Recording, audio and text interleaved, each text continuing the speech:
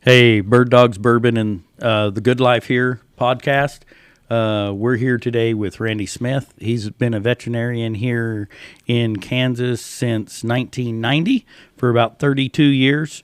We're going to talk to him today about his business, how he got into being a veterinarian, the things he likes to do.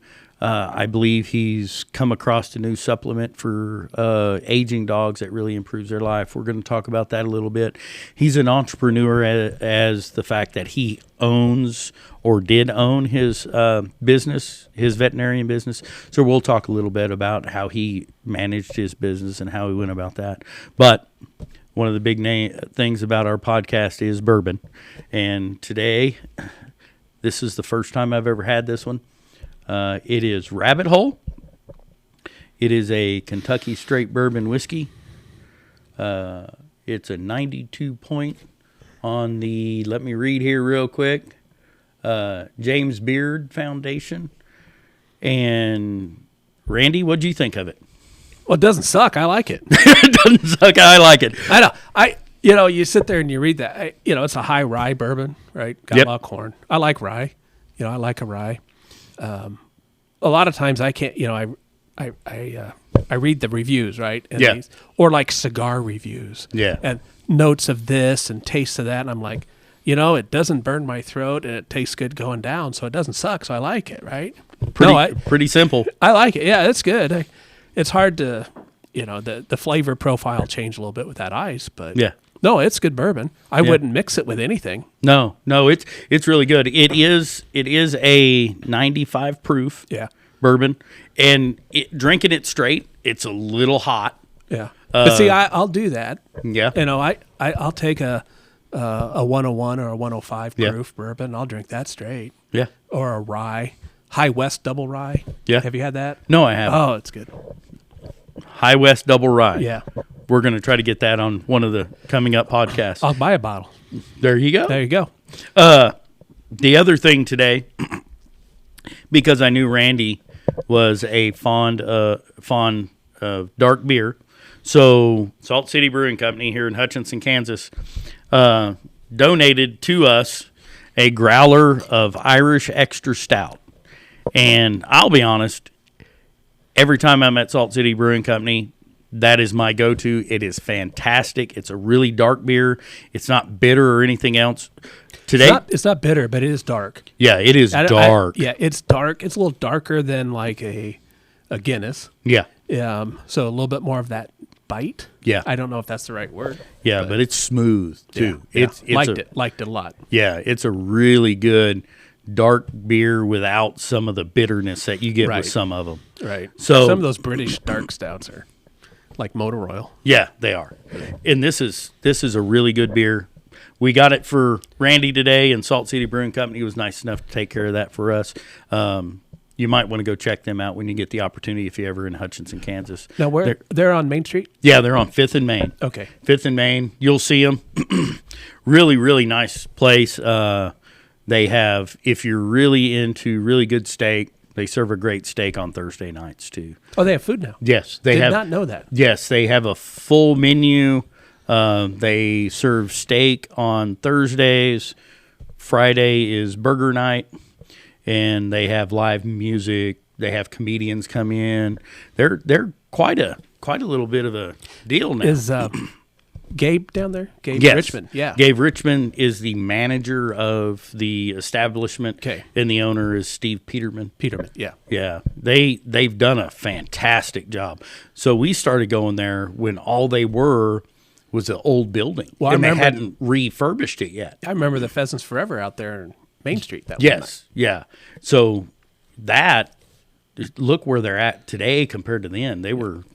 They had just knocked only one wall out at that time. Now they've gutted the entire thing, redone it, nice hardwood floors, beautiful bar, beautiful upstairs. I think, what is that, they've got a big projector projecting onto like a 100-inch screen or something like that to watch games or whatever's going on. I know during football, if you're a Chiefs fan, every time the Chiefs play, they're open and they have the game on. I'll have to make sure I go down there when KU's not playing basketball. Yeah. They have KU on basketball. Yeah, no, I can't watch it. Can't watch it because they'll lose. Well, if they lose, then I can, but I can't watch it. I especially can't watch it when they play in Allen Field. It's just 8 years in Manhattan. Yeah. Yeah, it kind of grows on you. Yeah. Sorry if there's any KU fans out there. So, as you can tell, Randy's a fun guy. We're going to move into more of the interview style of the podcast now. You obviously graduated vet school from KU. K-State. K-State. Yeah, KU doesn't have a vet school. Okay. I've never met a good veterinarian that graduated from KU. That explains it. There you go. That explains it. So No, I'd quote the jerk. But in today's politically correct climate, I grew up a poor child. No. yeah. Anyway, no, I grew up in Grand Island, Nebraska, born and raised there. 1981, graduated high school. And that senior year, junior year, one of my counselors at the high school was a K-State grad from a small town in northern Kansas. And she convinced me to go visit K-State. And, Nebraska was a little bit, a lot of people were going to Nebraska, it's the in-state school, cheaper. Education-wise, dollar-wise, it was going to be good. And then I went to Manhattan's campus and walked around, fell in love with it. Yeah. Just didn't want to leave. And so now you're in. Yeah, so I went there in 1981. Of course, didn't have a car the first year, which, that was a big thing. 250 miles away from home, But we found a way to get me back and forth. And yeah. And that was before the cell phone. Yeah. Long before the cell phone. The dorm there, first dorm I lived in was Moore Hall. It was a co-ed dorm at the time, but co-ed then meant one floor was guys, one floor was girls. And they still had a switchboard. So when you got a phone call from home or someone, they'd buzz you on your intercom in your dorm room and say there's a phone call for you on phone number 1 or whatever. And met a roommate that I talked to him last night, since, we're still friends. And yeah. He was from Oklahoma, didn't know anybody. I was from Nebraska, didn't know anybody. Got paired up, we had some fun. Good. Sometimes a little too much. But there's a lot of people that say that about college, isn't it? Yeah. It was. I was 18 when I moved down. I was still 18 to drink beer in Kansas, so I found my way to Aggieville real quick. Yeah. My second day of college, I think I probably no one sat by me because I was probably still drunk because of the dorm sponsored drink off at what place? Mother's Worry, which is now a parking lot down there in Aggieville. We had a good time, and so did that, and 4 years, got my undergraduate degree, applied to vet school, and another 4 years in Manhattan. So what made you decide, instead of going back to Nebraska to be a veterinarian, to move to the little town of Hutchinson, Kansas? The town I grew up in is about the same size as Hutch. Grand Island's, it's a little bigger now. There's different dynamics there. Hate to say it. Nice place to be from. Wouldn't want to move back. Too much stuff. Anyway, I did work 1 year in Kearney, Nebraska. And a good friend of mine in vet school is from Western Kansas. His parents grew up with Dr. Schrader, that I worked with for 25 years. And knew he was looking for help. And he convinced me it was a good place to come, good place to live. And that's how I ended up here in 1990. So how did you come to own the veterinarian office? After I was there 15 years, Doc Schrader had 2 heart attacks. And it was time. It was time for him to retire, and you just... He didn't really retire. It was just time to get rid of that stress. So you took it. Yeah. I bought it. And it does add stress, owning a business. That's one thing. If I wish I could get people to understand that, not all business owners are like Amazon, right? Yeah. But small business owners are the last ones to get paid in their company. Yeah, they are. They are. 100%. 100%. You're the last one to get paid. Yep. Because if you got 10 employees, you don't give them a paycheck. You don't have 10 employees. You don't have 10 employees. So you live on what's left over. Yep. And that's okay. I did have to learn a lot. I still think I didn't learn enough. But, in vet school, they don't teach you business. No, they teach you how to take care of animals. Right. And now they've changed that a little bit. There's some things that, that was one of the things when they sent out a survey after we graduated. What would you have done? What could we have done different for your education a year later? And I said, business. Don't make us take these. There was some BS courses, I thought, that they made us take for prerequisites. And I said, don't have us take like a general, business accounting or entrepreneurial class or something, because most of us, if we get out on a business, you're going to be an entrepreneur. Yeah, and that's not what you signed up for. Yeah. I didn't sign up to manage staff and be my HR department, my hiring and firing. I wanted to make the animals' lives better. And so that's the part that it did grind. It grinds on you a little bit. At least it did me, but some people handle it better. Yeah. I do know there's been a lot more conversation about, even all the way down to the high school levels, of teaching kids more financial, how to manage money and how to invest money and things like that. But at the same time, you've got to really wonder sometimes what direction are they going to get taught, and are they going to get taught the right direction? Well, it goes back. I mean, there's changes in education. I mean, we learned how, in 6th grade, we learned how to manage checkbooks as part of our school, as part of the class project. Yeah, I remember doing that. They would show you how to balance your checkbook and all that, but they don't do that kind of thing anymore. And I had a paper out through 8th grade, so I had to balance a checkbook. So I kind of learned some of that, but some of the other stuff, as time's gone by, the HR stuff was a little bit pain in the ass. Yeah. The HR now is ridiculous. Oh, it's you can't say anything, you can't ask anything. No, you sit back and you fall in a certain category and you're just set. I mean, if you come in smelling like dope, I should be able to ask, do you smoke pot? Yeah. But you can't. If your eyes are glassy, I should be able to ask, but you can't. The only way you can ask them is if they get hurt. Right. And then you can't even ask them. You just got to give them a piss test, and then if it comes back positive, right, then you can do something. In a lot of companies now, they can't even fire them. No. They got to send them to rehab. Yep.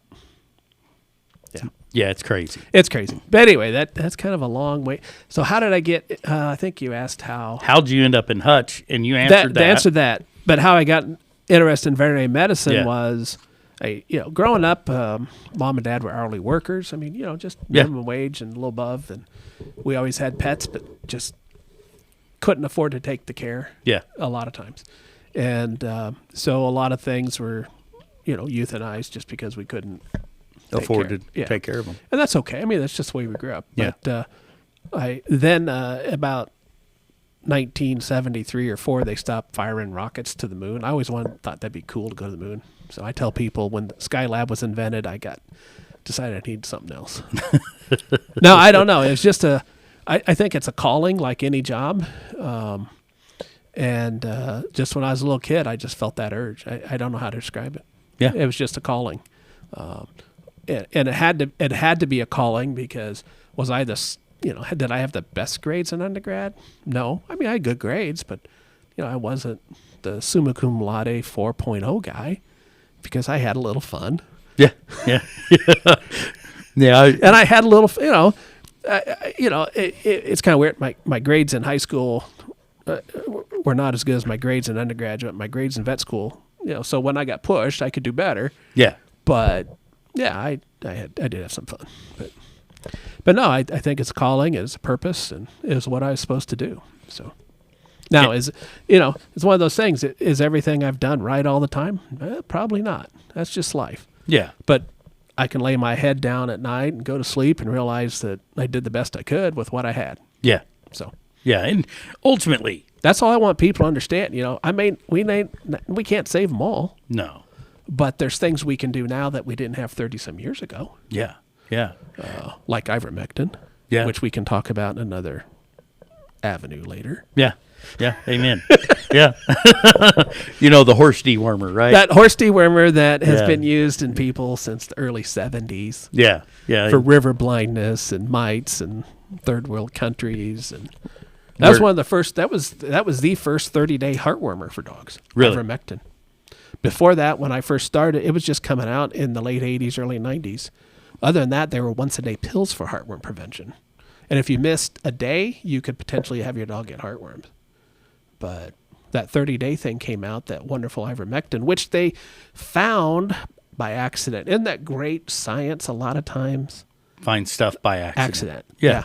If you want to read about are you a science guy, like physics guy? No. Oh, there's this great big book called The History or the Making of the Atom Bomb by a guy named Rhodes. Yeah. And it's amazing how every great discovery in human history, the first thing we think of is, wow, this would be a great weapon. This would be a great weapon. But no, the ivermectin, if I remember the story right, was discovered in a golf course in Japan. And they wondered why they didn't have nematode problems in this golf course. And they found this bacteria producing this class of compounds called ivermectins, and that's what ivermectin came from. Really? Yep. I had no clue. And now it's mass-produced and it's cheap, and it can work for a lot of different things. Yeah. Some things we can't say that it works for. Some things we can say that it works for better than the current antivirals that Big Pharma is trying to push. But yeah. And but anyway, when I moved here, when we had the monthly, we were probably at our little office down the road here, probably treating 120 to 150 positive dogs a year with heartworm. Yeah. Now we probably get 10, if that. And I think it's just the monthly preventative, people taking care of their pets better, and just advances in science. Yeah. Yeah. Do me a favor. Careful with hitting the mic. Oh, yeah. Sorry. There we go. Because I keep hearing a tink, tink, tink. A little nervous. My first podcast. Yeah, but you've been on radio before. Yeah, I've been on radio. Yeah. But there's no cameras on radio. Yeah, but cameras aren't that all bad, are they? No. Well, it depends. Yeah. Which branch of the government are you in? Yeah, I'm not in that. Sure. So, as you've moved through your veterinarian opportunities, we'll use that phrase, I understand that you've had the opportunity to work with a supplement company here lately. Yeah, I have. And that supplement company has some really promising opportunities for dogs. Right. My understanding is with these opportunities that you've been given, you're doing a study currently. And how many dogs are in this study? We've probably over 100 by now. 100 dogs in the study. Yeah. It's primarily older dogs, right? It's primarily middle-aged and up. I have recently got some younger dogs that have congenital hip dysplasia. Yeah. Some 4-year-olds we're trying on. It's not an official study like I'm going to write a paper. It's a lot of just clinical, maybe more of a clinical trial. Okay. Just seeing how it works. Yeah. And I met these guys probably 6 months ago. What's the name of that organization again? Hyatt Life Sciences. Oh, okay. Out of Sterling, Sterling is the kind of the headquarters. Okay. For that, and I had heard of them before when they produced a product called Afia Plus, which is on the human side. Okay. And they've had some great success with that on the human side, and then I don't know. I got involved last year with these trials. But they thought they could move it over the dogs, and we talked with them. They showed me a study they had done, a safety study with dogs at Colorado State, I think it was, at the university there, and it showed that it was safe for these dogs to take. So we got to talking with them, and I said, yeah, I'll give it a try. I'm open-minded about a lot of these things. I mean, there are some herbal supplements you don't want to take, right? Yeah. Like hemlock, right? Yeah. So, or some things like that. But there's some that are going to be working quite well. So I did a little bit of research before the podcast, so I could have an understanding of the conversation we have. So I had a flyer from this organization, and there's a lab, I believe. Yeah, there's a lab in that flyer. Yeah. Can you tell me? Yeah, BB. Yeah. Can you? So BB started, I think she started on the she started on the Profia before I kind of got involved in the trials, but I knew she was on it. Yeah. And so I guess she had some arthritic problems, and that's what they talk about in the flyer. But a year and a half ago or so, she was having some problems. We ran some tests and sent off some specialized tests checking for markers that, when they're elevated, can indicate a potential for leukemias and lymphomas, and she came back positive. And 4 or 5 months, we put her on this product because talking with the people at Hyatt, and they decided, it might be something to try. So we did it, and 4 or 5 months later, I can't remember when we ran that second test, but those markers went down to normal. So, really? And BB's still with us. Really? How old is BB exactly? 10 or 11 maybe. 10 or 11? I have to look it up. Okay. I've talked to the owners. So as a lab, she's on the upper end of her lifespan. Right. Yeah. Yeah. But what is the typical lifespan of a lab? 12 to 15. 12 to 15. So she's right at that. Right. And it's just like people, if as long as you live long and good genes. Yeah. So. And ultimately, my understanding of this is it is to improve the dog's health in their older years, and if they have problems, and to so they have a better life in the trying years of being the phrase is quality of life. Quality of life. That's what I was looking for. Right. Thank you. Give them quality of life in their older years, like we try to have as we get older. Because I know as I'm getting older, I creak and crack a whole lot more than I used to. I mean, it's just like, we don't want to use abnormal means to keep them going. No. I don't want to use abnormal means to keep me going. No, right? I don't. No. If Mother Nature's, and the good Lord says it's time, right? Yeah. So, but no, on the quality of life, most of the dogs we've put it on have been quality of life dogs. But we have had some dogs that, we've had one dog with a mass in the bladder that's shrinking since it's been on it. Really? We have a dog that has Cushing's disease and diabetes, which at the same time, and they say the dog's acting better. They think it can see a little better, which is great because, diabetic cataracts and such. He's still got problems. And we've had some dogs that they didn't live a long time after we put it on it, but it did help their quality of life. Yeah. One was a little mixed breed that we sent it to Manhattan because it had some lymph node enlargement and had a stage of lymphoma that was advanced. And they gave it 2 to 3 weeks of life. And we had it on Profia and a low dose of prednisone for 4 more months. Now, when the end came, it was time. Yeah. But they got another 3.5 months that they weren't supposed to have. And it was good. I mean, the dog was fine. Yeah. So me being a guy that asks a lot of questions, because that's the only way I learn anything, because ultimately I'm kind of dumb. So what would, guessing, right? Yep. We don't have proof on the question I'm going to ask, but I'm going to ask a kind of a plausible question. So this little dog, let's say if the dog hit a average range where it's kind of known for dogs to start having lymph node problems and stuff like that, if they were able to get on this supplement, let's say I'd sure try it. Year before. Well, you can't look in that crystal ball. Now, like BB, we did that test. Yeah. Because we had reason to suspect that test needed to be done. But no, this other little dog that we had it on for a few months, the only, it was just trouble swallowing and lymph nodes were enlarged. So it was pretty advanced by the time we could see it.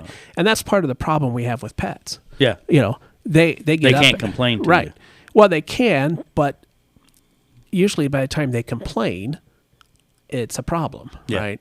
So people will say, well, she just started acting like, Fluffy started acting like this yesterday.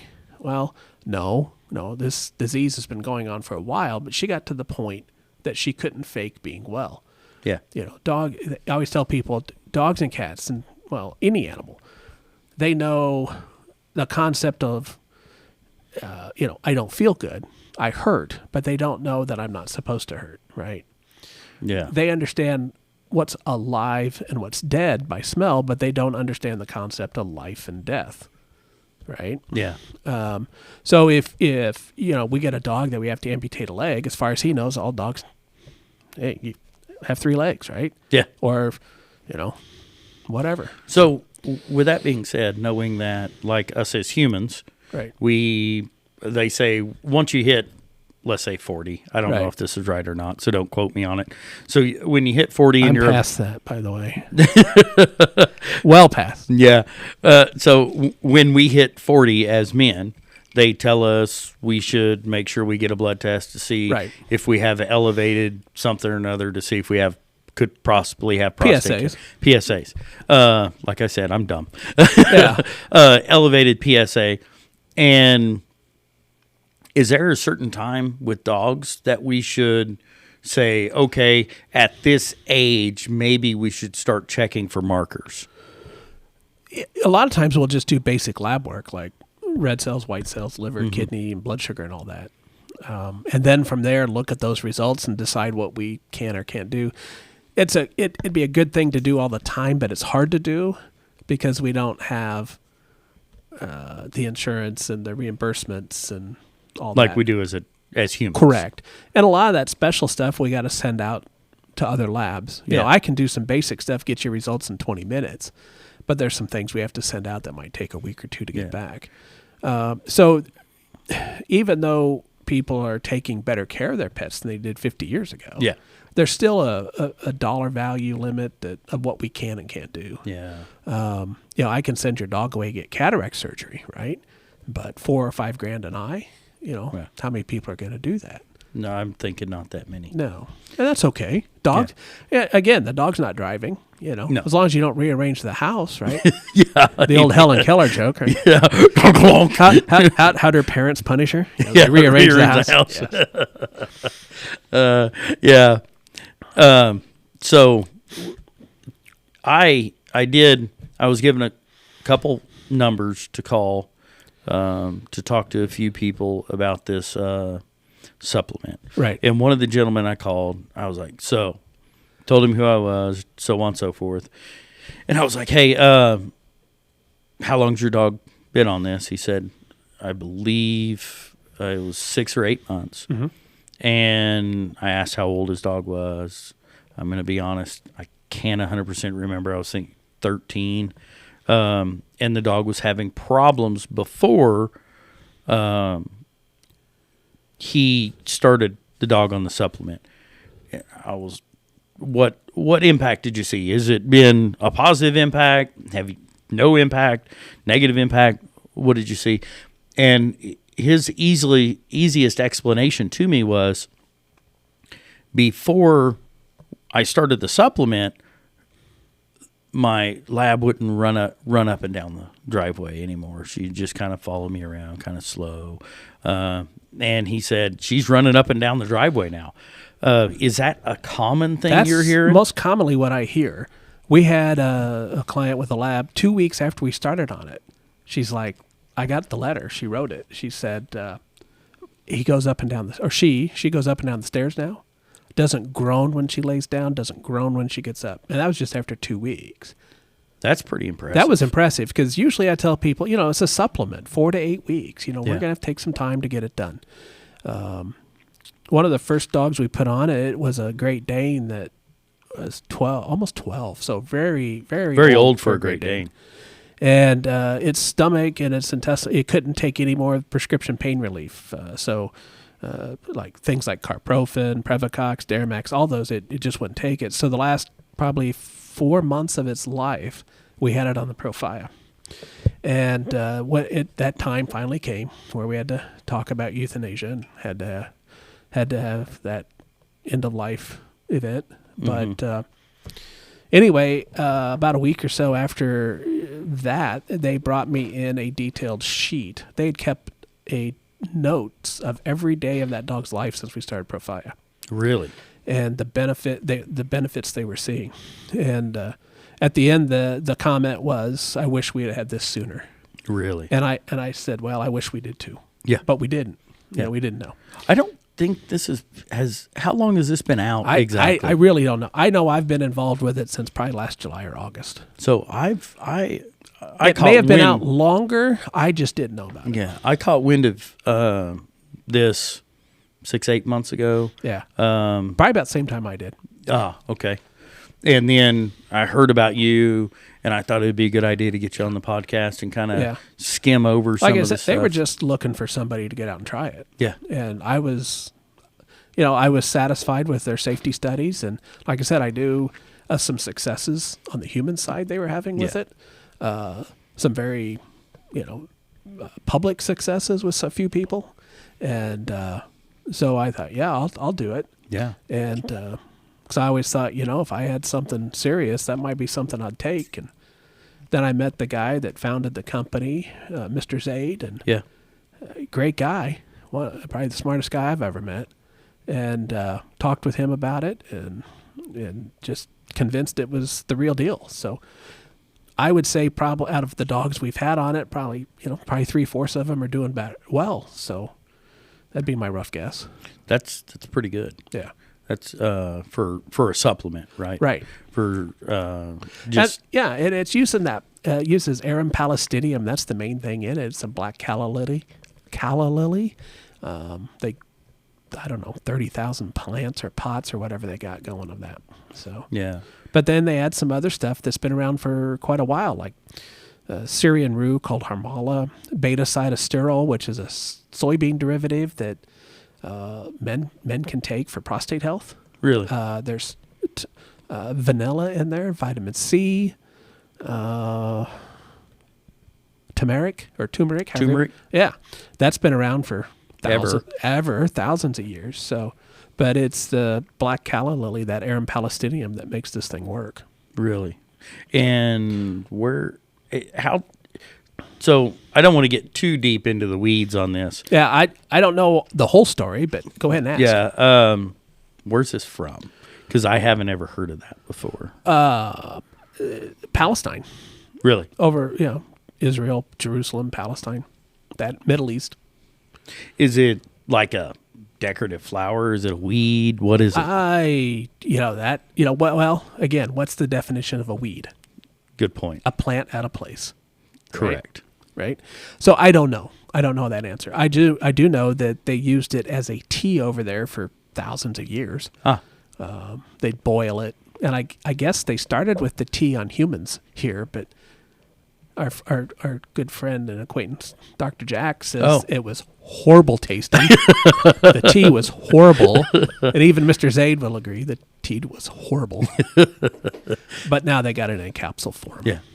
And it's been shown to potentially help some other things in people and pets, immune system stimulation, making your immune system better. I was going to talk about the virus that shall not be named. Yeah. Yeah. Yeah, I've heard a little rumor about people recovering within a day or two. I can neither confirm nor deny, I guess. Yeah.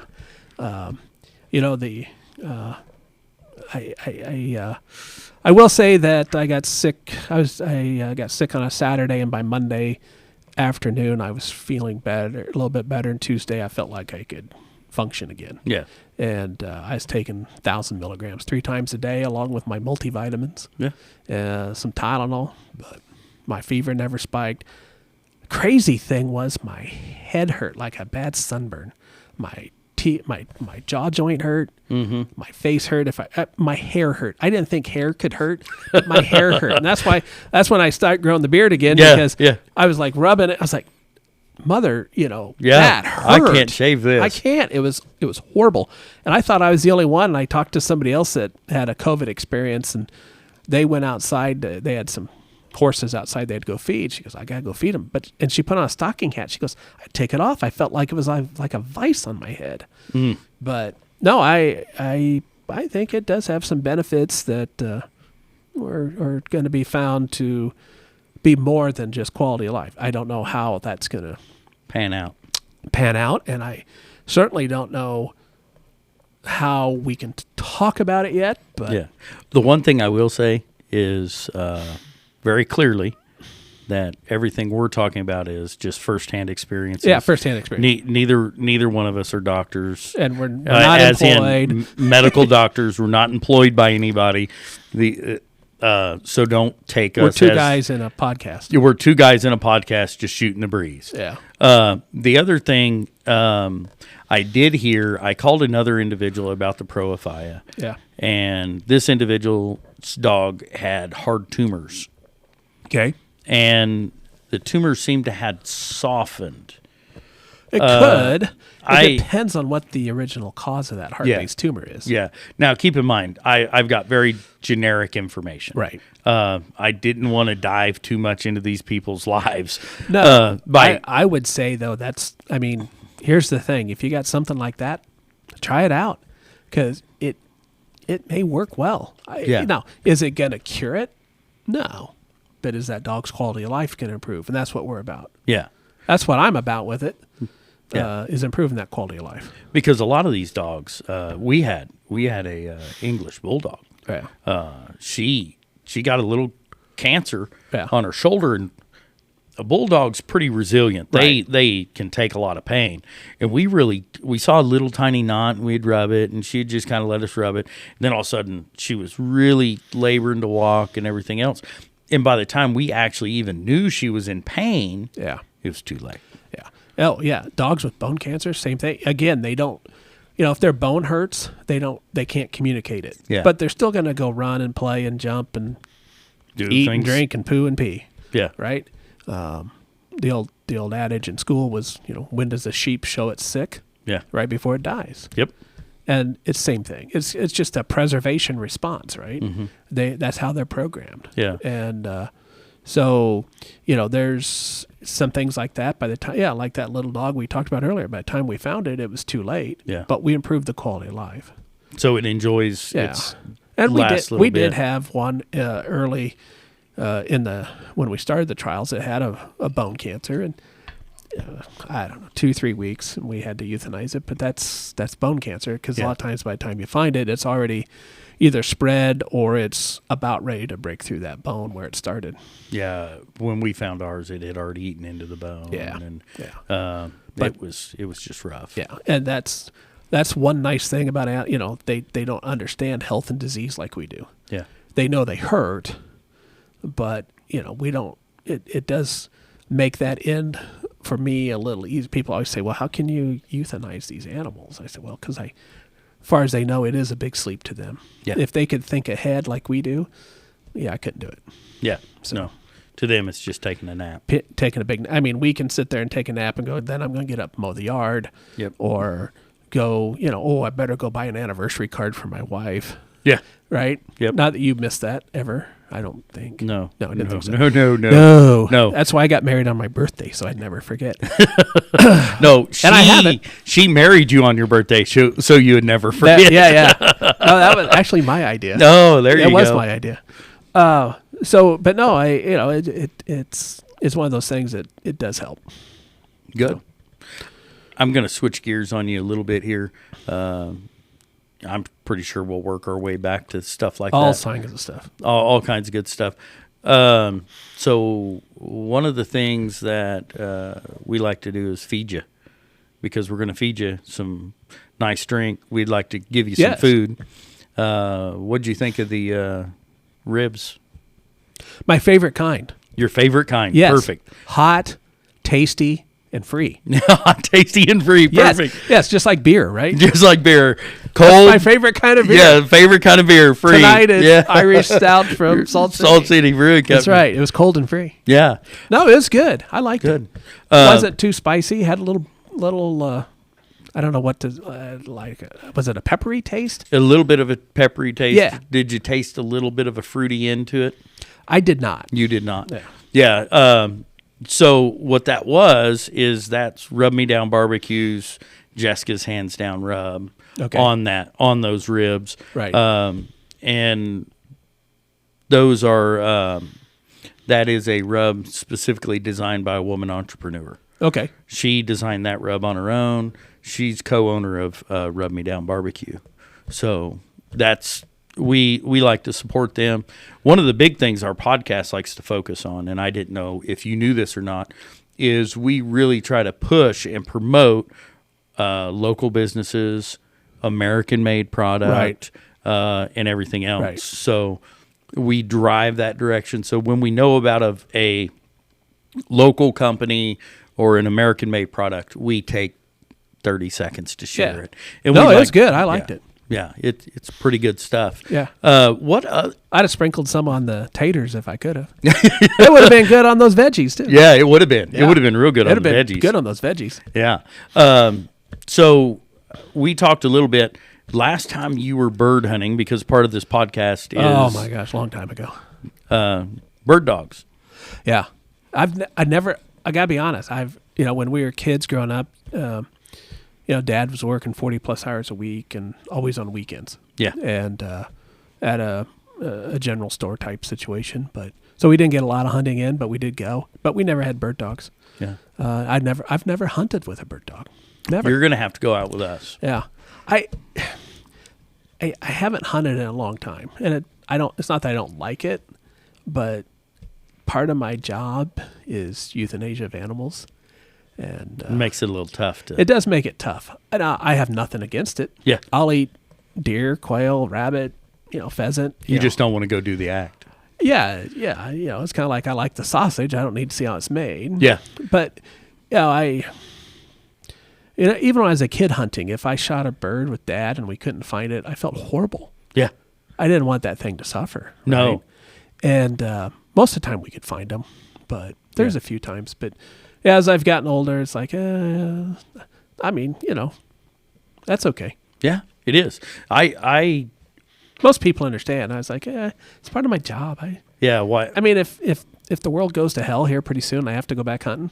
Okay, no problem. Yeah, but if you don't have to do it to survive, I don't have to do it to survive. That's fine. Yeah, I'll still go shoot. I like target shooting. I'm not very good at clays, but like to shoot them. Oh yeah, I worked with a guy that was in Vietnam. Yeah. And I talked to him for a while, and I was like, hey, I'm going to go deer hunting. You want to go? And he looked at me and he goes, I completely 100% support anyone that wants to hunt. You guys do what you want to do. It's, it's America. It's your free right. But I've been hunted. Yeah. And I really don't have the desire to go hunt something else. Yeah. And so when I heard that, and I think I was 22 when this guy was telling me about it, and that stuck with me from that point on. So for the last 10 years. Yeah. Because you're 32 now. Exactly, yeah. Just a little bit past that. Yeah. So that has really stuck with me. So the biggest thing that we try to do when we teach hunters ed is ethics and make sure clean harvesting of the animals and making sure you're ethical about the way you go about things. Oh yeah, people, they'll come in, they'll show me pictures, or we'll talk about it. And I don't mind. My cousin's a big game hunter, and he's been around shooting elk and bear, and they're great stories. Yeah. I love them, but yeah, I don't have to. Yeah, amen. Now fishing, I'll go. If I had time to go fishing, that's a different story. I'll slay them fish. I'll tell you what, we have a guide that we use down at Cheney Lake. Uh-huh. It is Fins and Grins guide service down at Cheney Lake. Really reasonable guy. Yeah. Really fun guy. And when we go in the summer, so we're so busy. We run so many businesses and podcasts and all the other things that we do. We don't get to go do many things. So when we go, we just want to relax. And we go down to this guy, Fins and Grins, down at Cheney Lake, and he just sets you up. He has everything you need. You show up, get you in the boat, and you can fish for whatever you want all day long. Yeah. I think we did like 4 or 5 different techniques of fishing. Yeah. Fishing for 4 or 5 different species on the lake, and we had a heck of a good time. Yeah. Last time I've done something, Dad and I went to Canada for 6 years up in Saskatchewan. Really? it was 2.5 days of travel for 5 days of fishing and 2.5 days back, because you can't really fly there. Oh, yeah. Right. So, you want to talk about that a little bit? Yeah. I loved it. Yeah. Okay. Yeah. Let's talk about that. So, it was called Cornhusker Fishing Camp. Oh, really? Yes. Yeah. The guy is from some little podunk town in Nebraska, right? I used to know where it was. Podunk meaning there were like 4 houses in this little unincorporated town. It was small. So it was a blink and it's gone. Yeah. It was close to. It was in Custer County, I think, Broken Bow area, if people know where that's at. So in the early 80s, his granddad bought this lease up there and had this fishing lodge. And then his dad took it over. And then he was a teacher, and he got tired of teaching. Yeah. I wonder why. Yeah.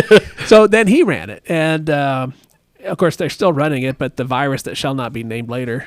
Yeah. Get this. Last summer, because we checked into going back up there. I hadn't been up there for 10 years. I want to go back, or maybe longer. I can't remember. Anyway, he says, well, the Canadian government won't let me have American tourists.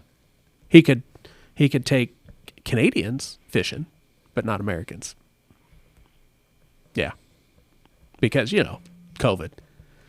Anyway, this, we'd go to, where Minot, North Dakota is? No, but Northwest North Dakota. Oh, okay. Yeah. So we'd go through Minot. There's that big air base up there where they fly the drones and whatnot. Yeah.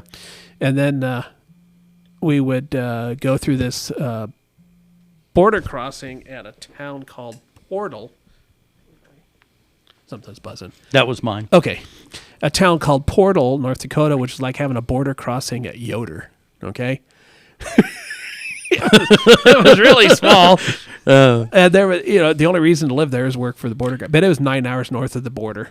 So, for the people that don't understand Yoder, explain Yoder, Kansas, real quick. Amish, tiny, small, little, tiny burg.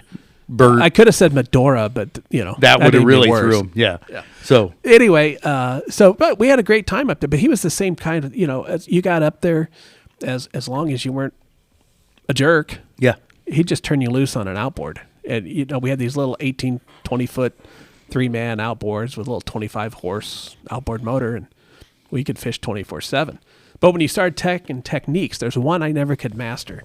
So they would have, we'd go fishing for pike, walleye, which they called pickerel, and lake trout, which are funner than heck to try to catch. Yeah.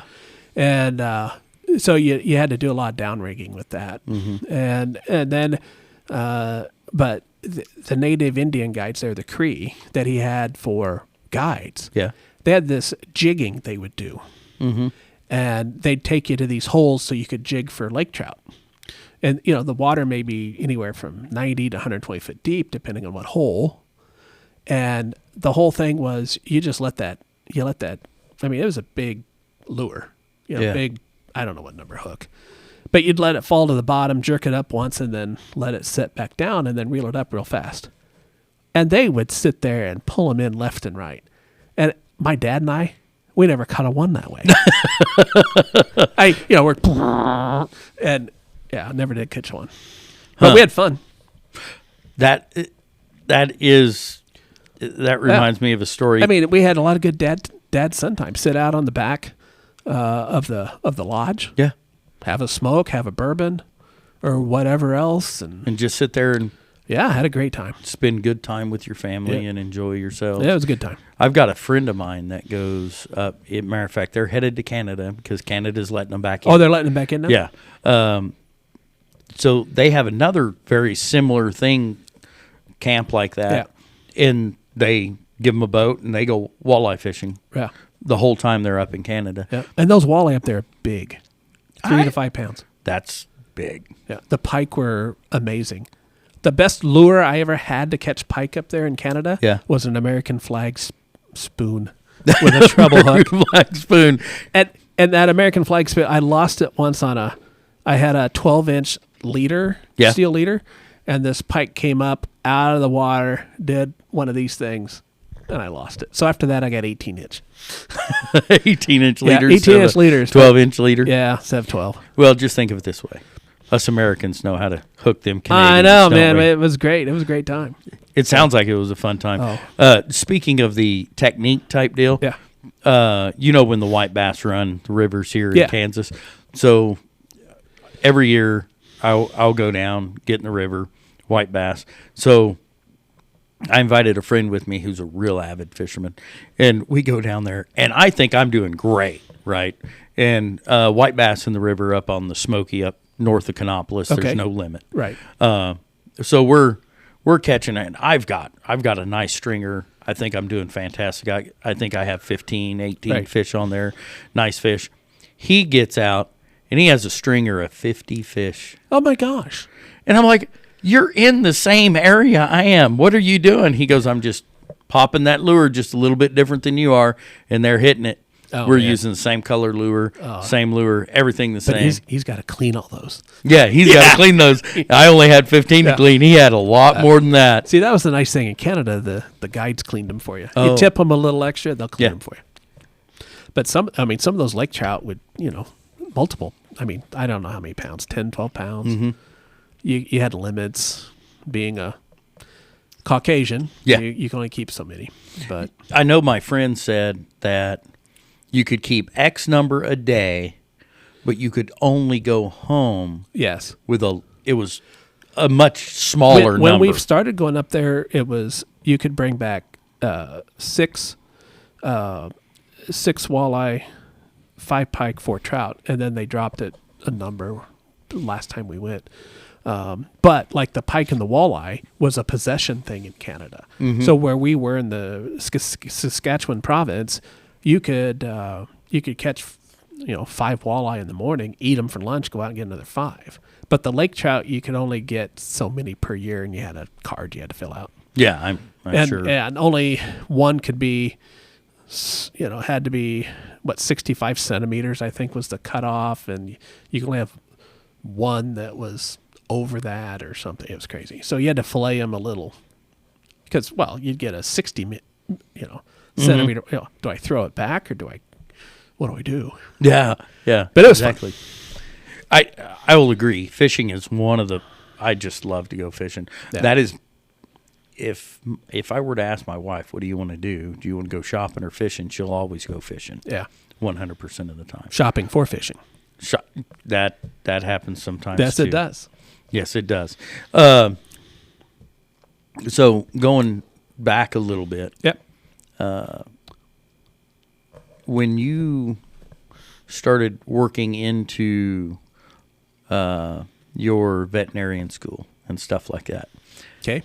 so you went to Manhattan, Correct. which is K-State, and what I'd like to hear, I want to hear your funniest college story.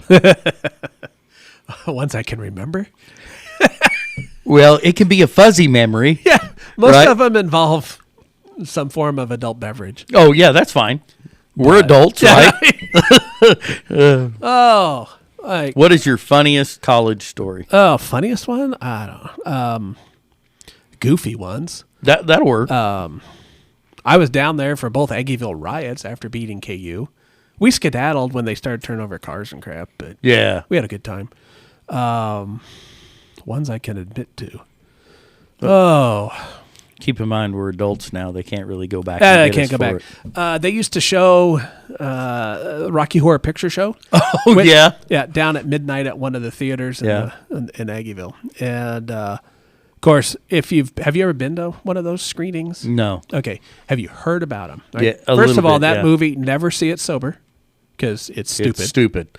Yes. And then, secondly, you imbibe a little and you go, and people have been there. They act out parts. They have extra lines they say. It's pretty fun. So we were going there, and we had been drinking a little bit. And have you ever been down to that Aggieville corner right there on the south end of campus? It's a 4-way stop, pretty big intersection. Okay. Going into Aggieville, and the campus is over here on the northwest corner, and you gotta walk south. Okay. We had been drinking, and I've never been known for my athletic prowess.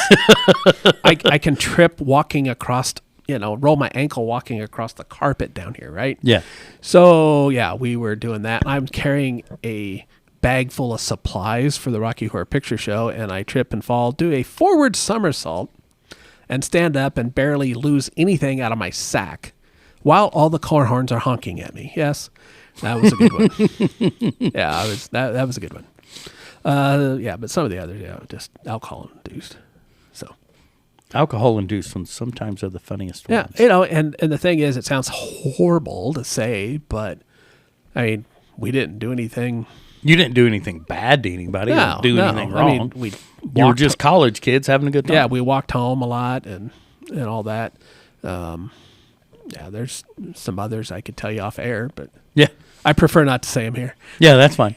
But in vet school, same way. I mean, vet school, Saturday nights, we just go down to pick a bar and go down and, complain about professors and work and school and drink some fish bowls. So, the last day we had class, we were out there drinking margaritas out of a cooler. Kid had like a 30-quart Coleman full of tequila and premix and ice. Campus cop comes around and says, "What do you guys do?" It was about 9 o'clock in the morning because we were done at 8. Yeah, we were seniors. We were done, and he's like, "What are you guys doing?" Just, we're done. We're seniors. We're celebrating. He goes, "Wouldn't happen to be any alcohol in there, would there?" "No, sir." How about when I come back in an hour, y'all are gone? "Yes, sir." So, that's a good thing. You think about, and he knew we were just having fun. Yeah, you weren't causing any grief. No, we weren't drunk and stupid. So back, as one of my friends like to call it, that you and I are part of the hurtful generation. That we grew up where our feelings, nobody really cared about our feelings, or if we said anything that it just rolled off your back. Yeah, it just rolled off your back, and you dirty son of a bitch. Yeah, you might have got slugged once or twice, but yeah, and most of the time you just get laughed at. Yeah.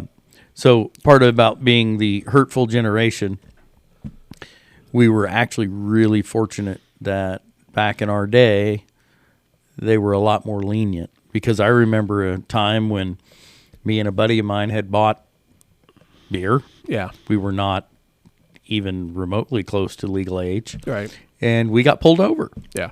And the cops took our beer. Yep. And sent us home to tell our parents.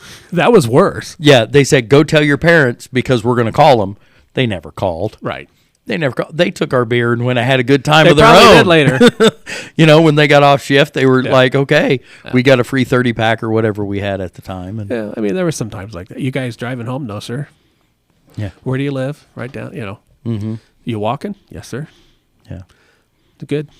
And that was one of the great things about our generation is that we played on playgrounds that didn't have like rubber crap below it. Yeah. And jungle gyms that looked like torture devices.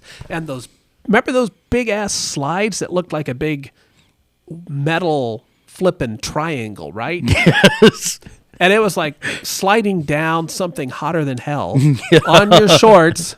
Yeah, we still survived. And remember, if you would go get a piece of wax paper. Oh, it'd be even better. And you'd go down that thing 3 or 4 times with wax paper, and then the wax paper was shot. You got rid of the wax paper, and you shoot down that thing, and you're lucky if you didn't have cherry burns on your backside. That or a broken ankle. Yeah. Yeah. So yeah, we had some good times. Yeah. We didn't do anything too bad. No. And the good thing about it is we all survived. Yeah. And we're tougher and better for it, I think. Did I need to buy a few of those hangovers? Probably not. No, but and it just hurt me. Yeah. It didn't hurt anybody else. It didn't hurt anybody else. No. I mean, one time we had been out and we went down to a bar down there, and of course, the old story. "Hey, I know the bartender. He makes drinks strong." Right? Yeah. Yeah, right. So, okay, try this Long Island tea. And I don't know how much we've been drinking for. I tried that Long Island tea, and pretty soon I literally fell off a bar stool when I was sitting. So we go home, and my buddies take me home. Of course, they're laughing at me. Oh yeah, yeah. And evidently, they just threw me on the floor of their apartment right? I don't know what time it was, 8, 9, 10 o'clock, who knows what time. Next thing I know, there are little dogs licking me in the face, and Hell's Bells is playing at like volume 11, if you know that reference. Oh, yeah. Oh, that was a bad day. No. But we had fun. The old head pounding in the morning. It was. Going to this, well, that's the only way we could watch football at K-State in the 80s. But Yes, with a hangover. oh, yeah. For, I don't know, 2 years?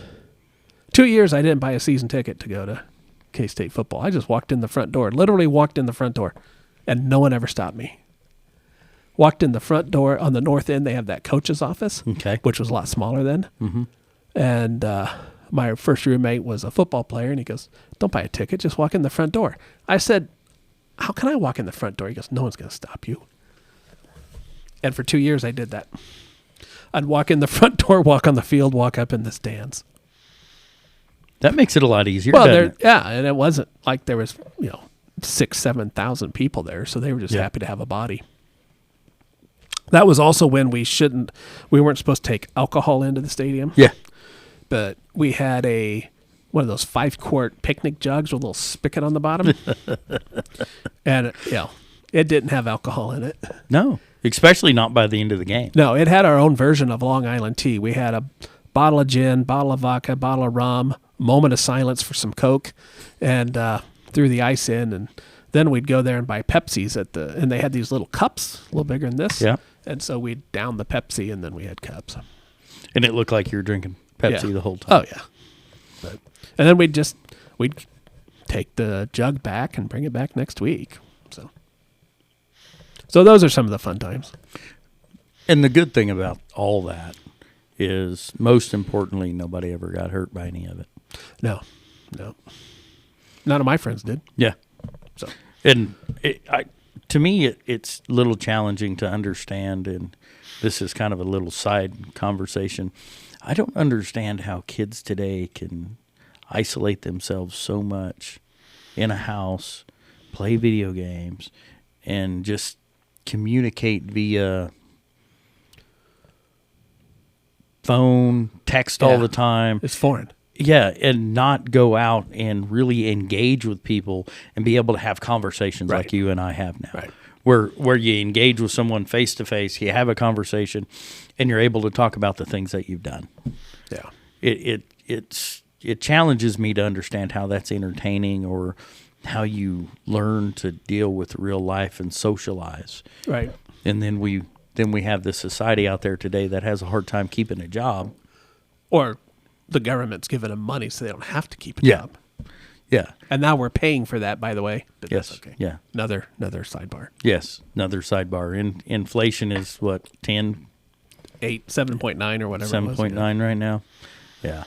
Yeah, that's pretty crazy. And Well, it was going to happen when you print more money. yeah. So, And that happened. Fed raised the reserve rate. That'll help a little bit. Yeah. It's crazy on how much everything's just skyrocketing. It's crazy how a small business person can figure that out, but the flipping government can't. Yeah. Yeah. But don't worry. Congress got a, 22% pay raise. Yeah. Yeah. Yeah. Yeah. And the average blue-collar worker is probably going to get anywhere between 2 and 5%. Well, ask your average small business owner when the last time they got a pay raise was. Yeah. Never. Never. Employees get the pay raise, Yeah. but the owners... No. And that's why it's so important for people to really, if you know a small business, like a kitchen shop or a brewery, anything like that, or instead of ordering your pet medications from Chewy.com, Right. go to your vet and get them. Yeah. So that you're actually supporting these small town businesses and things like that, instead of going to your Walmart, your Petco, your... Well, and, I understand that, sometimes we can't... Well, right now, there's still supply chain issues. There's pet foods we can't get in. Yeah. But yet the internet pharmacies have them. Yeah. Right? Big box stores. But it's some people are kind of amazed when I say, that's fine. You can do that there. But the more you do there, the less I sell here. And product sales help make up for income, right? Yes. So I can keep services lower, but if I lose product sales, I got to raise service fees. Exactly. And that's kind of a surprise to some people. Well, you're going to have to, one way or the other, you're either going to, and this is the other thing people don't realize as a small business, you either have to raise your cost as electricity's going up, gas is going up, propane's going up, natural gas is going up, everything's going up as soon as, in another sidebar, how can someone say we're going to shut down the Russian pipeline to hurt their economy and turn around and shut down the Keystone pipeline and say it's for our better and well-being? I got my theories on that. Yeah, so do I. One of them involves a very wealthy man out of Omaha who owns the railroads. Yeah. And it was payback under the previous Democratic president. So, who shall not be named. Yeah. So we'll go. But no, you try to do that, and it's, I try to support small business, and there's some things that, golly, I just can't find here. Yeah. So I either got to go to Wichita or you do have to go online. Yeah, and those are realistic, but ultimately, you as running a veterinarian business, as the bills go up, you're going to have to offset that. Right. And then people get, why did your costs go up? Well, because I have to. Right. Otherwise, I'm not going to be here to take care of your dog. Yeah. And it used to be that profit margins on products you could make more. Yeah. You could make 2.5, 3 times. Mm-hmm. But you keep services low. Well, you can't do that anymore. No. So, dog food, we probably make 20%. Yeah. Which, that's 20%. Yeah, but that 20% just probably barely even helps pay for your you still help. Have taxes. You got help. You got payroll taxes, FICA taxes. And the other thing, healthcare. Yeah. You have to offer, healthcare, retirement plans, all that. And the other thing people don't realize is that you actually pay tax for the inventory you carry. Yep. So if you're carrying inventory, you have to pay tax on that inventory. Correct. And so people are like, well, why don't you have everything in your shelf? Because I have to pay tax on that if I don't get it sold. If I don't get it sold at the end of the year. Yep.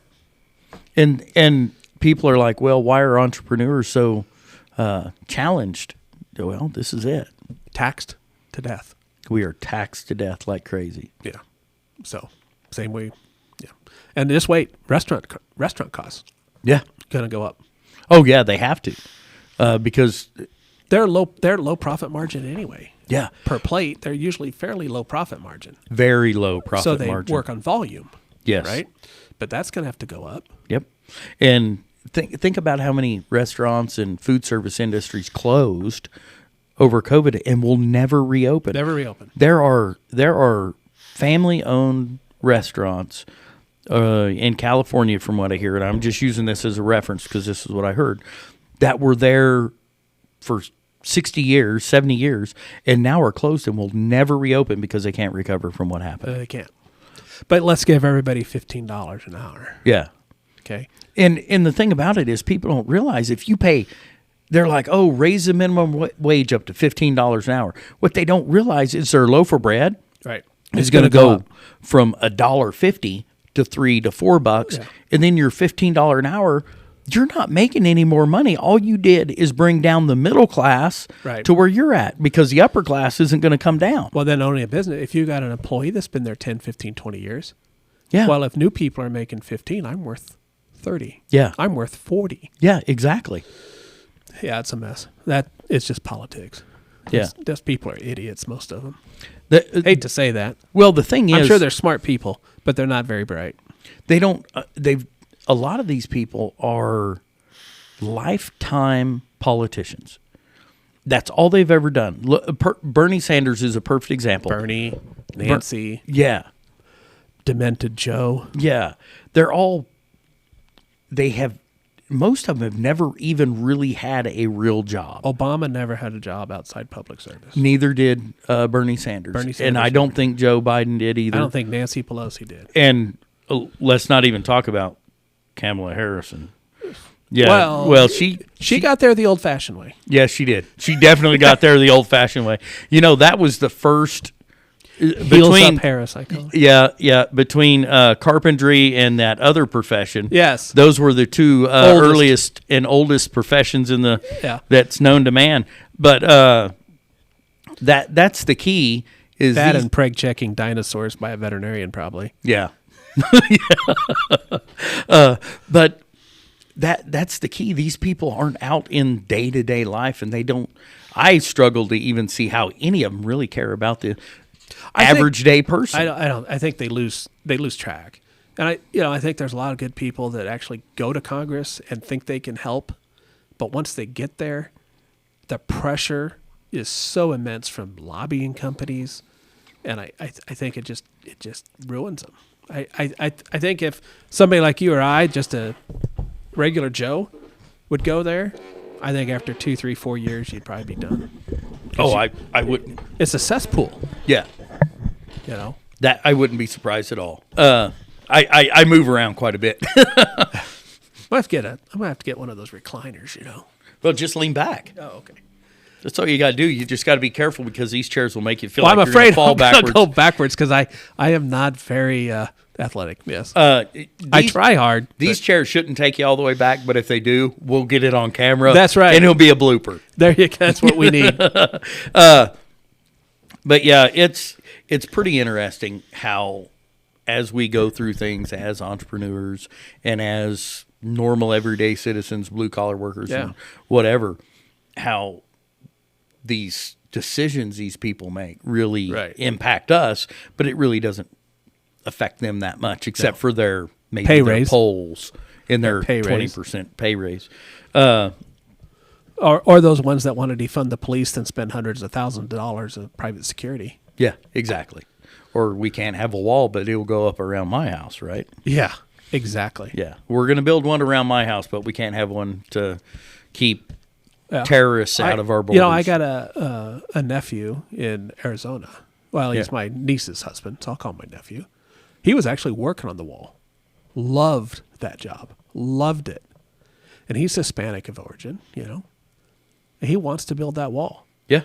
Because he doesn't want the illegal problem either. Well, fentanyl. Fentanyl's a huge problem. Oh, it's crazy. And a lot of that's coming across the border. From China. Yeah. Across the southern border. Yep. And it's a dangerous drug. It's incredibly dangerous. Matter of fact, I've heard fentanyl is one of the highest death rates last year. Yeah. Well, because it's such a potent narcotic. We used to have a product in veterinary medicine with fentanyl in it. It was a injectable. It had 2 things in it. One of them was fentanyl, but it was a good product. But yeah, they got rid of it because people are abusing it. Angel dust was phencyclidine, which was used in horses, I think, a lot. Got rid of it because people were abusing it. And that's the thing is, I remember back when I was in high school that all of a sudden all the fertilizer that they would have, people were going in and siphoning it off so they could use it in making illegal drugs. Right. And I can't remember what the name of that fertilizer was. But, anyway. Yeah. So we constantly seem to find a way to... Well, when we make new discoveries, we want to make weapons. Yes. We find new drugs, we want to abuse them. So exactly, 100%. Except ivermectin. Yeah. We don't want to abuse that. Yeah, that's really good to get rid of them worms, isn't it? The virus that shall not be named. Yeah, amen. Again, it goes back. Would it help everybody? Probably not. Does it help some? Yeah. Yes. Try it out. It's cheap. It's effective. It's safe. Yeah. So, just like going back to entrepreneurs, the gentleman that started Profi, I think his first company here was oil and gas. He was making a product, I think it was to help stop corrosion in these oil and gas lines of these drilling rigs. I think that's where it got started. I don't know how he got into that plant, but I'd have to ask sometime. I would be interested in that. I think I'm going to try to get him or his son on the podcast. I know I have his son scheduled. Yeah. To get him on so we can have a little more in-depth conversation about all the little finite details. But there's a guy. He was an immigrant, legal immigrant. Yes, he was. So left at 18, ended up at I think he started Heston. in Nebraska. He started in Nebraska at York College. Then he ended up down south here, and Kansas Wesleyan, I think, and maybe Wichita State. I think my understanding is he ended up in Heston, Kansas. Yeah. And I won't destroy the story. I'll let him, if I can get him on, I'll let him tell the story later. But it changed his life being in Heston, Kansas. Oh, yeah. Yeah. But guy's brilliant. Yes, it's hard to pin him down and have any conversations with him. Yeah. He's extremely busy. But I did have the opportunity to talk to him for 15, 20 minutes. And I was told I was able to get him to sit there longer than most people were able to. So he's always on the go. That tells me something. He was interested in the conversation. Yeah. He's a worker. Yes, he is. Started from the ground up. Yeah. And think about it. How the American But he dream, immigrated the right way. Yes, he came in and and the American dream itself is exactly what he did. Exactly. And the American dream is what most of us are trying to achieve every day. Well, I did it just differently. My parents didn't go to college. None of my family, on my dad's side didn't go to college. Yeah. And I had a goal, set a goal, had a vision, had Worked a calling, for it. and I worked hard for it. Now, we talked about some of the fun things we did, Yeah. but I still had a lot of hard work in it. Yeah, just out of curiosity, I've heard this about veterinarian school, and I'm kind of curious if it's true. Obviously, I'm not a vet. I don't know it. So I've heard veterinarians have to take all the same classes for human health, and then on top of that, take all the classes for animal health. Is that a correct statement? No, not really. Okay. I mean, we do have to take multi-species things. I had a friend of mine call me about his friend's horse last night, and I gave him some information, but I'm like, I haven't worked with horses for a long time. You need to, but I can give you some direction, right? But we have to learn a little bit about everything, and that made it kind of challenging. But similar courses, I mean, you're taking anatomy, physiology, all that. So embryology, genetics, nutrition, you got to do all that. And then I had one professor, we'd be driving out in the country, and he'd ask us what the nitrogen content of that grass we just passed was. And you better know. Now I don't remember. But we had to know nitrogen content like of nitrogen, grass. like the caloric content, nitrogen content, whatever. Yeah, for cattle. As you drove past. Yeah, cattle feed. He's also the guy that if he missed the turn, instead of pulling a Yui, he'd just flip it in reverse on the highway there. Unique character, I take it. Yeah, he's since passed on. But yeah, he was. He was a little intimidating until I told him some of my family friends in Nebraska grew up with him in Warland, Wyoming. And after that, I think he wondered if I knew more stories. Stories yes. that. And I never did let on I didn't know any stories, but. Well, sometimes it's best not to show all your cards. We had a good relationship after that. And that's good. Oh, yeah. Or he'd be driving down the road. We had those old four-door Ford pickups, Oh, yeah. And he'd be driving down the road like this, and then he'd look at you, ask you questions when you're in the back seat while he was driving forward. Yes, at 50 miles an hour or whatever. He was a good guy, though. And back then, the need for wearing seatbelts wasn't there either, was it? It wasn't a mandate. It wasn't a mandate. I got to admit, riding with Dr. Gene, Dr. Schneider, I did wear one. We all did.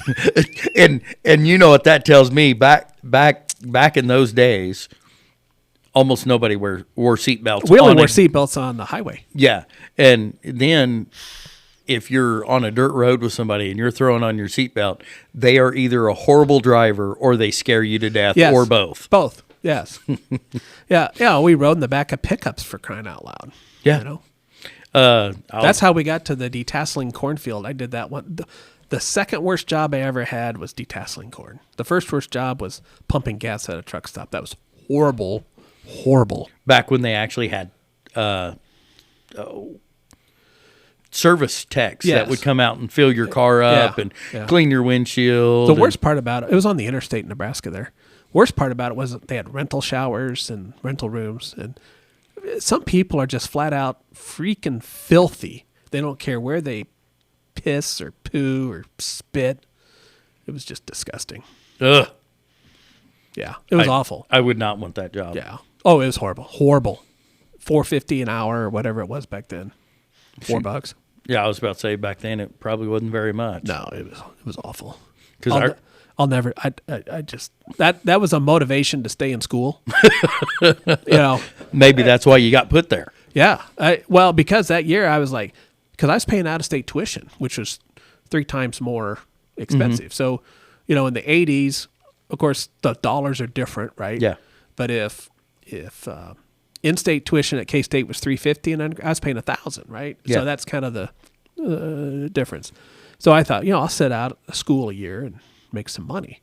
Yeah, I've had that job. That was the only job I could find that summer in '83, and I was like, yeah, no, I'm not. I'm staying in school. I'm staying in school and getting it done. Yeah. So how many years do you have to go to be a veterinarian? I did 8. 8? You could probably do, depending on prerequisites, 7, but not a lot of people did that.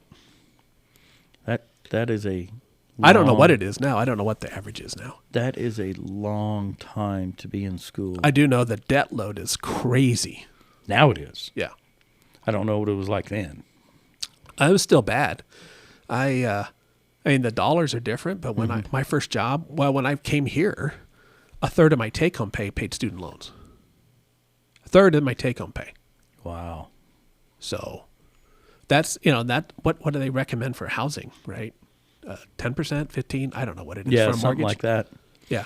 So 33% of my take-home pay which is more than what they suggest you use for housing. Was 10 years of college loans, yeah.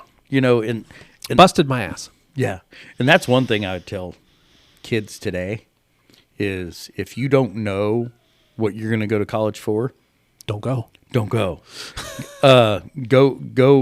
Go get a Votech job. Right. Go to Votech. Go to a community college where the cost is so much more inexpensive. Right.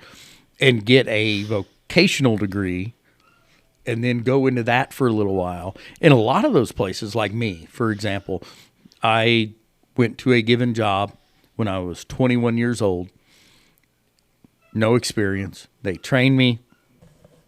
Went through that job, and that business then paid for all my schooling to go back to school to have the current job I have today.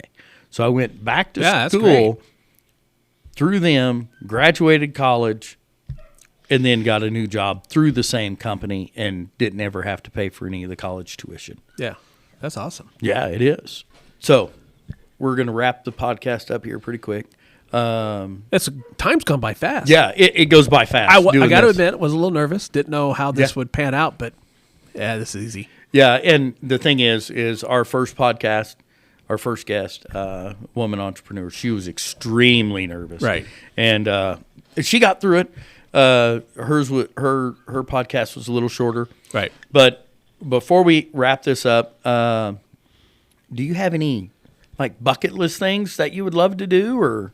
Well, yeah, I got a lot. In fact, I tried to do one last week, but the jack-offs were fighting. That was Major League Baseball. And I get it. Like our friend Dr. Jack says, follow the money, right? Yeah, always. Well, yeah, always. And, follow the money. Well, the players want paid more, owners want paid.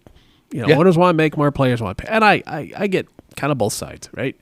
But dadgummit, I'm 50-some years old now, right? Yeah.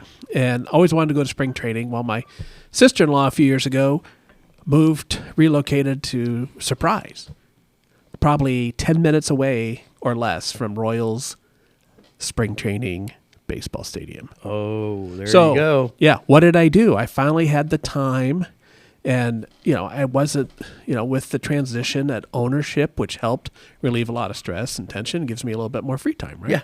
So I set up a week to go because spring training was supposed to start at the middle to end of February. Yeah. So they'd be in the thick of games. Well, guess what? They weren't. And then they settled the strike on the Thursday before we had to leave on a Friday or Saturday. So I didn't get to see it. Well, that sucks. I know. So maybe there's next year. Yeah. Well, Randy, we're going to wrap this up. I really appreciate you coming out. Thank you for having me. It's been a blast. Yeah, we're going to do this again. Yeah, I appreciate the Salt City. Yeah. I appreciate that. Appreciate that Rabbit Hole Bourbon. Oh, yeah. I'll have to go get some of that. Yeah, I would say it's a mid to high mid priced bourbon. Okay. So it's not bad. Yeah. It's really good. As I've gotten older, I found out that, I can enjoy a $50 bottle Yes, because I'm not drinking it all at one setting. correct. Right. In our youth, That would be different. Yes. It was quantity over quality. yes, We had Milwaukee's Best and Milwaukee's Best Light in the fridge a lot. yes, basically horse piss in a can. Well, I don't know about that. So But yeah, anyway, I'd love to come back. yeah, that we'll be looking forward to it. I think this format, the way we do it, is really relaxing. Just idle conversation with people hanging out, Yeah. getting some points across that chap us, right? And some things that make us happy.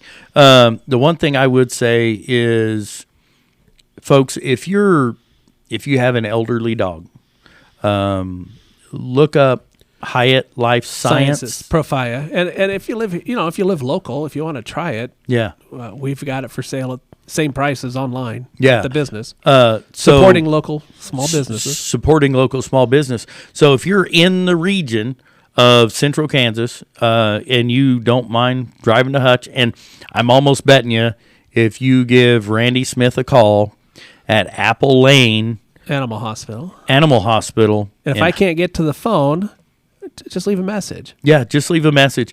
And Or have your veterinarian call me. Yeah, and he would ship it to you. I'm sure. It'll be shipped to you, or I can ship it to your veterinarian. Yeah. I won't ship it, but I can call the people that I know that will ship it. They'll get it to you.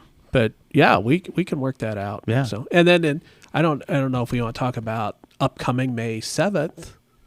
There'll be more information about it at Pheasants Forever. Yes. Banquet. So what he's talking about is Hyatt Life Science is sponsoring Pheasants Forever Banquet on May 7th at Cottonwood Court Fairgrounds, Hutchinson, Kansas. Doors open at 5:00. And you'll get to see more of that. We do have plans on having one of the people that work at Hyatt Life Science, Gene Zaid's son, on here in the next coming weeks to cover a little bit more about Hyatt Life Science and what they do. And we'll dive a little bit more into what they're going to do at the banquet at that time. But yeah, if you guys, Randy's a vet here in Hutch. If you've got a dog that you don't currently have a vet for, or you're wanting a second opinion on something, give him a ring. We'll try to work it. It's a little harder now post virus. We shall not be named, but yeah, we can. There's some things we can do. Just don't get discouraged if I can't get to the phone. Yeah. So someone will get back with you. But if you go to Dr. Joe or Dr. Steve or Dr. Lisa or whatever, I can talk to them too. So yeah. So you can have your vet call Randy. I know they're in the phone book. I know you can Google them, right? Again, I'm going to let you. Apple Lane Animal Hospital. Apple Lane Animal Hospital. I let him do it just in case I stuttered or stammered. Just Google them, find them, Hutchinson, Kansas, and he'll be more than happy to help you out and get the product out to you or your vet. The other thing is, I know people. Yeah, he knows people. Thanks for listening. We appreciate it. We'll look forward to talking to you again. Have a good evening, and remember, the most important thing you can do is shop local, shop American made first, and support all your businesses in your local town and try your best not to buy from the big box stores, the Walmarts, the Targets, and those things, and support the family-owned businesses, because when you support a family-owned business, you're not supporting a CEO.